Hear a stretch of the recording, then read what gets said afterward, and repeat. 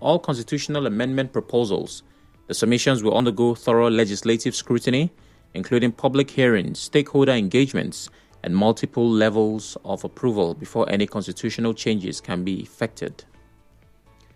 Finally, 2 people were killed and 2 more injured when a small plane crashed in Sao Paulo. Emergency services said the aircraft came down on the busy Marques de São Vicente Avenue, colliding with a bus on the ground. The fire department spokesperson, Macon Cristo, said a passenger on the bus and a motorcyclist hit by debris were taken to hospital, while those who died were aboard the plane. To reach the news team, send an SMS or WhatsApp to 0808 721 7215. I'm Sam Chinedu. Thanks for listening.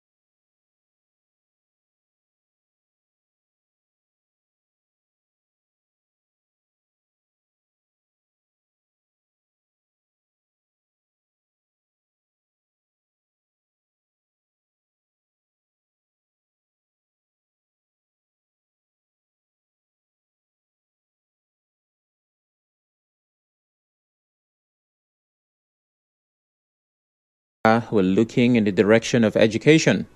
The Minister of Education, Tunji Alausa, has revealed plans to introduce a compulsory 12-year uninterrupted basic education model, scrapping the junior secondary school, JSS, and senior secondary school in the country. Dr. Alausa revealed this on Thursday's National Education Meeting. They are seeking the abolition of the 6334 education system and replacing it with a 12-4 system. The minister said that by incorporating secondary education into basic education, students will benefit from uninterrupted learning up to the age of 16. He said they are now seeking the approval of the National Council on Education, NCE, to officially adopt 16 years as the minimum entry requirement into the country's tertiary institutions. He said the new policy is in line with global best practices and will also reduce dropout rates by eliminating financial and systemic barriers that currently prevent students from completing secondary education. The NCE, by the way, is the highest policy-making body in the education sector. If you have questions, you're right to have questions, because at some level, this is a bit confusing. But the reason why we have shows like this and have the experts in the sector join us is so that they can answer the questions that we have and bring clarity to our confusion. And my guest for this conversation is an educational consultant. She is Susan Charles. She is the director of Birch Consulting, and they deal in schools, teacher training, and everything that has to do with the sector. You're welcome, Susan. Thank you so much for having me. Good evening, everyone. Good evening. It's a pleasure. Okay, so I'm not quite sure where to start, but I'll ask, as I normally do, with the basic, is this a good thing or a bad thing? That's a double-sided question that would have a double-sided answer, because if that move is well thought out, the truth is it could be a good thing. But with lack of proper planning or lack of adequate data to back up these decisions and whatever changes it would bring to the sector, it's a disaster waiting to happen. On what level can this be good? Okay, so I would like to draw parallels with the Nigerian education and either the British or the American. So British education, basically, they have some sort of uninterrupted 12-year system, right? But it is broken into what they call key stages. So they have key stage 1, which is year 1 and year 2. That's primary 1 and primary 2, or what we call basic 1 and 2. And then they have key stage 2, which is from primary 3 to primary 6. Then they have key stage 3, which is for what we call GSS 1 to GSS 3, and then key stage 4, which is the senior secondary, right? So throughout the educational system, they have tests, standardized tests to check these things, you know. So at the end of key stage 1, they have a screening where they check the rudiments of numeracy and literacy to see how well the children are doing, and that data also informs them as to the quality of education and pedagogy that is provided in that school. Then at the end of the key stage 2, they have another screening, right? Then to check the same things, numeracy, literacy, some check science. Then they have key stage 3. They have tests. Now, key stage 3 is a bit different. They don't have standardized national tests for key stage 3, which is junior secondary. What they have are school tests. But what that will do, they will align with the rudiments of the curricular framework. So the schools ensure that those things, whatever the questions they are setting, are in line with what the government expects. And then they have key stage 4, which is where they now do their GCSEs, which is what we call WAEC or SSC or whatever. The American system is pretty much the same. They have at the end of primary 6, what they call grade 6, they have some national tests, and then some have state tests. So different states have different requirements, but there's a national test. By the end of grade 9, they have another test. So whether we like it or not, there must be these benchmark tests. Now, when we were using the 934 system, they kind of eradicated. Did we use it? Well, when they said we're using the 934 system, I would say they claimed to have eradicated the first school leaving certificates. However, even federal schools still had and still have their national common entrance, meaning that, and every other school now had their own common entrance. So meaning there was no smooth transition from year 6 straight into JSS1 or year 7 or whatever. So it's something that proper thought and planning must go into, or else function is the same and name changes. There's not a lot that is different, but still you kind of have to pay attention to what a thing is called. Because if they claim that basic education now takes 12 years, so you're going from basic education straight to tertiary. What is basic education right now? Now that this has not been implemented, how many years? Is basic education the first 6, or is it the 6 and the 3? Like, how is basic education defined right now with our current system? Okay, so the basic education right now is defined with the 6 years of primary and 3 years of junior secondary. Okay. Yes. Okay. And if we add and make it 12,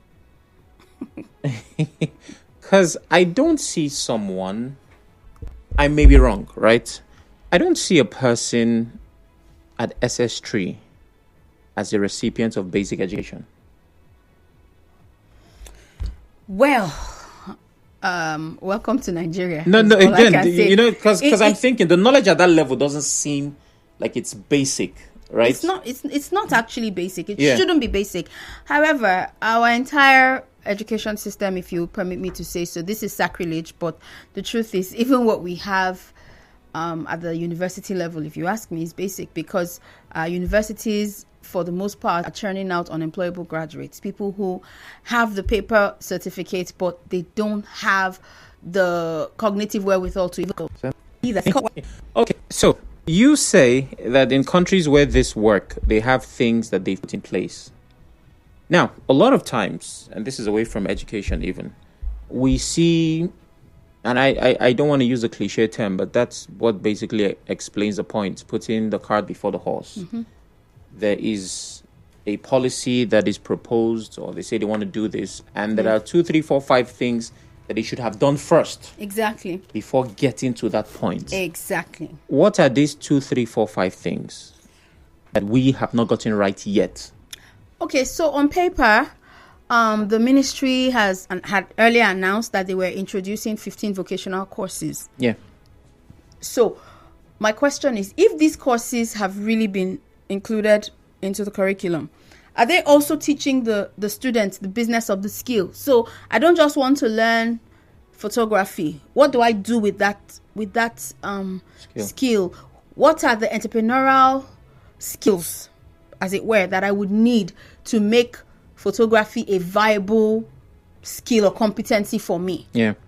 Are those kinds of thoughts inculcated into the curriculum? So it's not enough for a child to just go to school and learn barbing, for example, right? There must be something beyond the raw skill that is being taught, and that's where we have soft skills, the 21st century competencies. So where is the place of creative thinking, critical thinking, problem solving, design thinking? These are things that have been inculcated into international curricula for the longest time, but Nigeria, we're still slow to the party. Okay. Unfortunately, whenever we have conversations around education, I find myself pitching private versus public.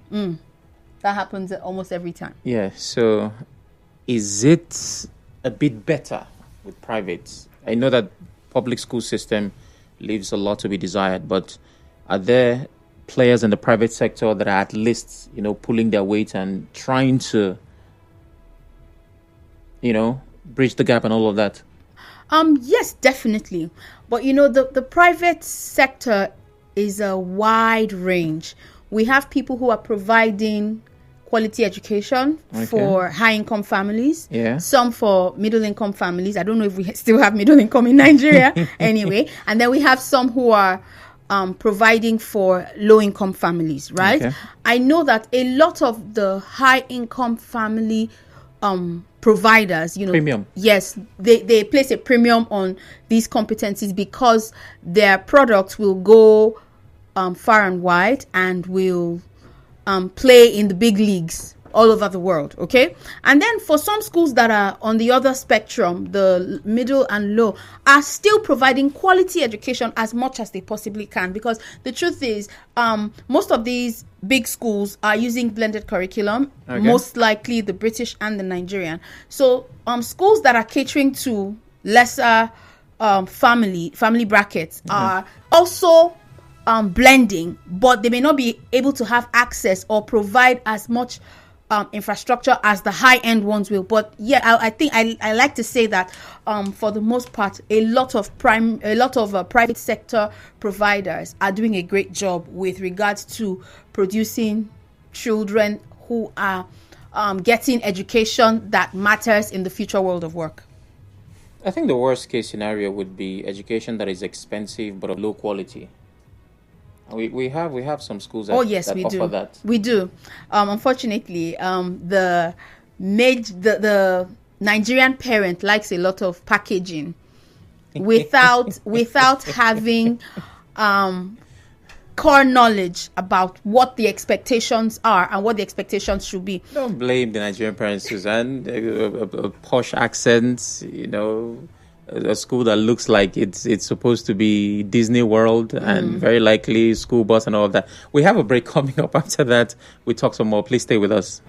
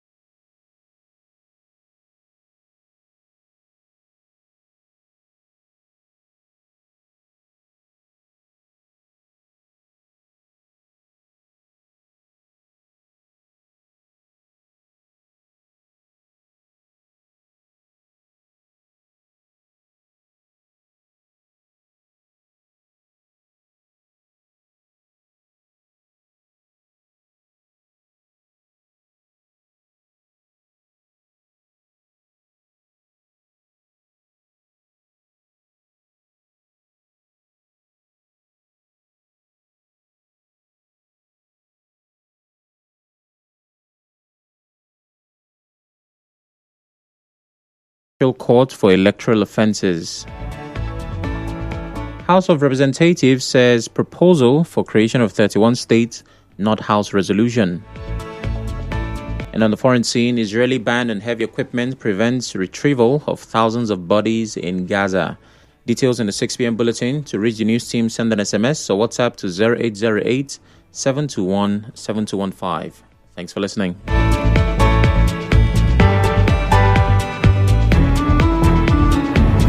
With information comes power. We give you more power with information. Nigeria.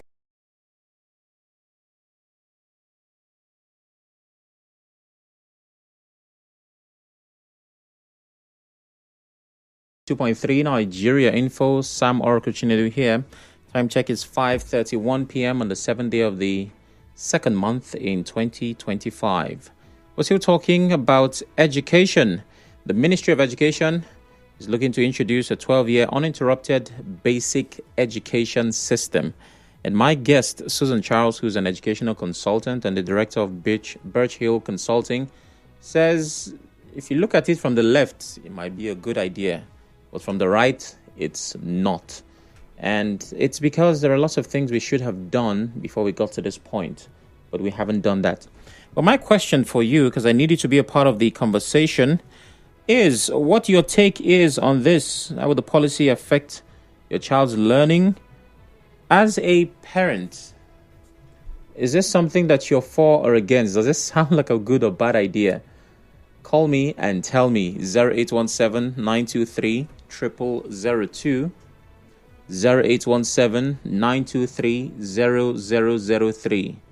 WhatsApp is 080-903-06. 416. We're live on Facebook and Twitter at Nigeria Info PH. You can watch, listen, and drop your comments on those platforms. I call Nigerian government copy government, reason being that they copy but don't practice it properly. Hence the confusion all over. And I end by saying, God help us with this set of leaders. Ezenye Chima from Amerilu says on WhatsApp. Ogu Justice says, in order to convince Nigerians that this administration is serious with our educational sector, they would have scrapped JAM and heavily fund our basic education sector. Ogu Justice. Okay? This policy is impracticable. Does the minister want all private schools littering everywhere to transform to mighty schools? Even a few private schools with space where the finance and expertise to run this? Or do they want to push every kid to dilapidated public schools, which are already overflowing with no facilities? Government should think through policies before announcing it to the public. And Tex, okay. New education reform. Assuming this policy is true, does it mean every primary school would automatically have permits to run primary and secondary school in the same facility, previously approved for primary school? Or does it mean schools that do not have space to expand into secondary school will be automatically closed down? As far as I'm concerned, eradicating or reducing examination malpractice, recruiting sufficient number of teachers and non-academic staff, and properly distributing them and adequately funding schools, and on individual basis, is more important than restructuring the bad system while the same systemic problem persists, Tex says. Well, thank you very much, Tex. Tex is also a player in the education sector, so this hits close to home for him. I'm glad you brought up the skill-based. I think it was introduced last month. Yeah. Because I remember I talked about it on radio, and in the report we said this month, which is January. Obviously, that has not started. I don't know if we can pull it off. And I say we because, we're all playing in that sector. But with the countless problems we already have, and somehow every administration doesn't seem to know how to solve it. We just introduce policies, it's trial and error, and then the next person comes again. What are the immediate sustainable things that we need to do right now? Okay, so first is to know what the plan is for implementation. Okay. Is it going to be a phased implementation plan, or is it going to be the usual Nigerian get up and go kind of implementation? Is there a plan to review the curriculum to reflect these changes? What would be the structure of WAEC, NECO, and JAM for admission into the university, and for the standardized, the national standardized tests that we used to have? What does that spell for state and national ministries of education? Because I know that with the state ministries, especially for the standardized tests that are done at the end of JS3, most states have their own exams, and then some have the national exams. So what could this mean for them? And then if we are serious about moving from a knowledge-based education system to a skill-based education system, how would our standardized question formats reflect this reality? What changes would that spell for private schools? Because public schools will have to go with whatever the government says. Yeah, definitely. So what changes would the private schools have to make to ensure that this is a success? Things have to be thought through. What does it mean for parents? How do parents now choose their own schools or their children's schools? How do they, what are the checks and balances that parents need to know how to choose a school that will work for their children? There's so much to think through before you can even attempt to implement this system of education. So for the standardized tests, which I think we call Junior WAEC, right? Yes, that's for the one that they would do at the end of JSS3. JS3. Yes. That is organized by the state, you say? Yes. So there is one organized by states. Okay. And then there is one that is a federal one. I think the NECO one is the federal one, and then they have the state-based one. So what is that Okay, so let's say a kid who goes to school in River State will get a different experience from someone in Bayelsa. Might. So some schools do state and federal. Some Okay. schools do just the state. Some people do just the federal. But for the most part, the major competencies they are checking are the same. Okay. Yes. And so who checks? What's the standard? What do we compare it to know that it meets that standard? It is compared to the curriculum or the syllabus for the state or the national curriculum. Is it always thorough? Well, I got the answer from that expression. Okay, so it leaves much to be desired. yes, it does. And then another concern is with the primary education before, schools, when the children complete the primary education, they used to have this first school leaving certificate to say Yes. that, they have acquired the competencies needed for the completion of primary education. But that was now scrapped.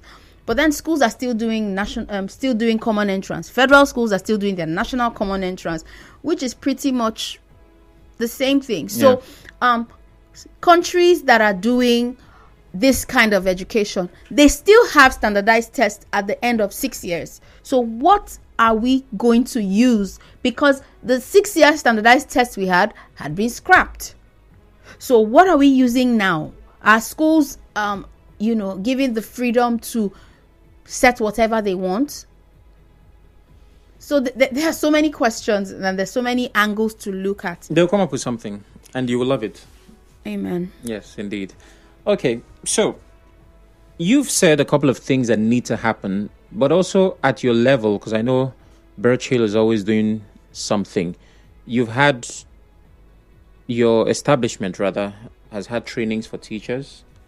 You've had stakeholder engagements, and you were talking earlier about, was it a town hall or a community, something? That's how you described it.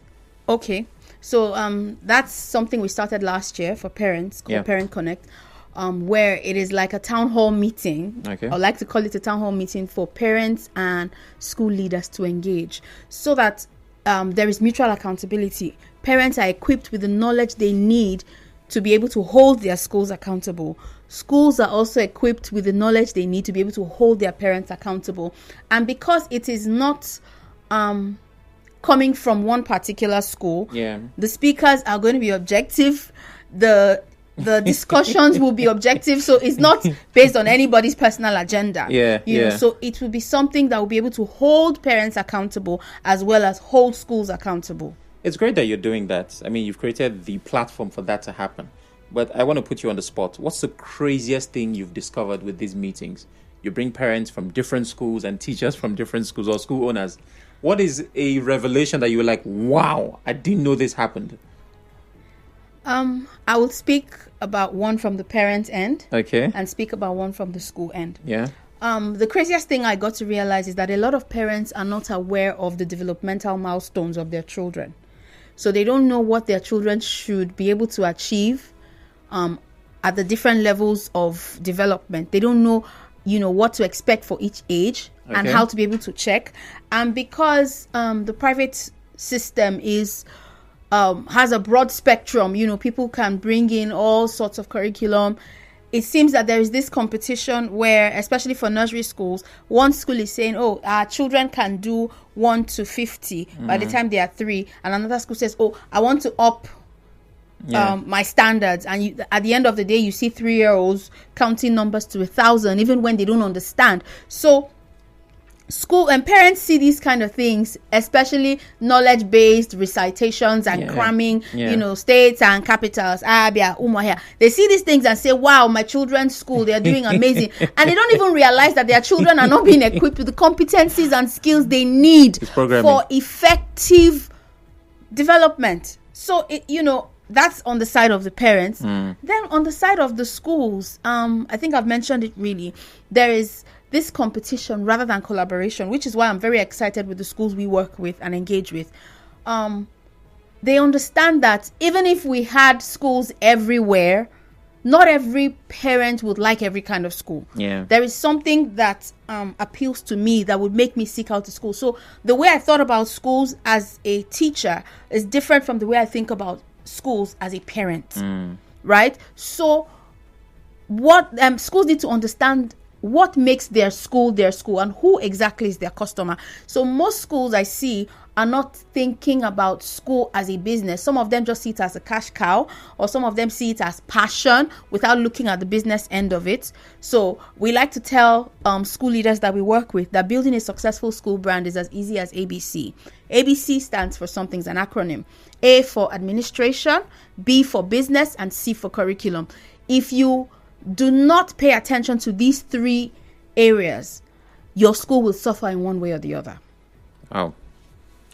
Okay, well, I have to apologize. We seem to have some challenges with the phone lines, but I believe it's currently being fixed, and eventually you will be able to get through to us right here in the studio. But we are officially out of time. Thank you, Susan, for making the time. Thank you so much for having me. It's always a pleasure. Same here. I feel a bit smarter. I feel like I should be recommending policies to the federal government. If and when we have these kinds of engagements, I'm sure that we would reconvene and converse. Have a wonderful day. Thank you so much. All right, so program comes up now, and after that, we have the news at 6. Please stay with us.